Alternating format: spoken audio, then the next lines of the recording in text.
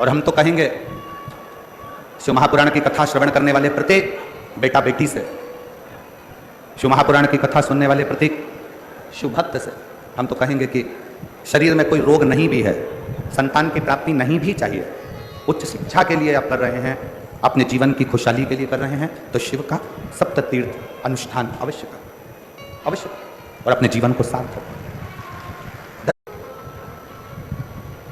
शिव सप्त तीर्थ का बड़ा महत्व है। जिस नारी को 30 साल हो गए हों, बच्चे नहीं हों, 35 साल हो गए हों, संतान नहीं हो, 25 साल हो गए, 20 साल हो गए, संतान का सुख ना हो, और डॉक्टर ने कह दिया कि कोई बहुत बड़ी बीमारी किसी व्यक्ति को है, रोग बड़ा, बीमारी बड़ी है, और उस बीमारी का कोई हल, उस रोग का कोई हल नहीं दिख रहा, कोई हल नजर ना, कोई हल दिख ना रहा, तो बैसाख महीने में शिव सप्त तीर्थ का एक अनुष्ठान अपने जीवन में जरूर करें। मट्टी के पात्र में जल भरना, और मट्टी के पात्र में जल भरकर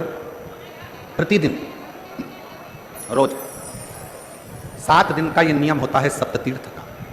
सप्त तीर्थ, बस विराम जो है उसका प्रदोष के दिन होना चाहिए। और बैसाख के महीने में जब आप सप्त तीर्थ का अनुष्ठान करें,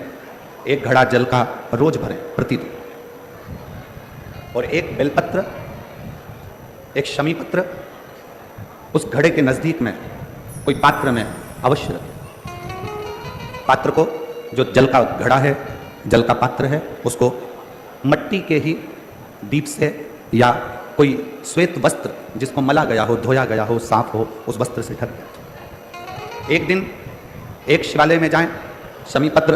अशोक सुंदरी वाली जगह पर समर्पित करें। अशोक सुंदरी की जगह जानते हो ना आप लोग, अशोक सुंदरी की जगह पर शमी पत्र समर्पित करें। बेलपत्र जहां आप खड़े हैं उधर से डंडी का भाग आपकी ओर हो, और